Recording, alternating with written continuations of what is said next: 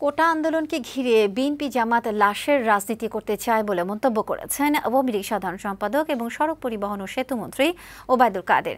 সকালে রাজধানী তেজগাঁওয়ে ঢাকা জেলা আওয়ামী লীগ কার্যালয়ে যৌথ সভা শেষে মন্তব্য করেন তিনি। ওবায়দুল কাদের বলেন, ছাত্রদের আন্দোলনের নেতৃত্ব অশুভ শক্তির কাছে চলে গেছে। নৈরাজ্য ঠেকাতে সারা দেশের নেতাকর্মীদের সতর্ক থাকতে হবে। আপোষ না করে মাঠে থেকে লড়াইয়ের নির্দেশনাও দেন আওয়ামী লীগ সাধারণ সম্পাদক। সকলের যৌক্তিক দাবি তার বিবেচনায় রয়েছে। আমরা আন্দোলনকারীদের বলব, আইনের পাশে সর্বোচ্চ আদালতের নির্ধারিত তারিখে শুনানির জন্য অপেক্ষা করে।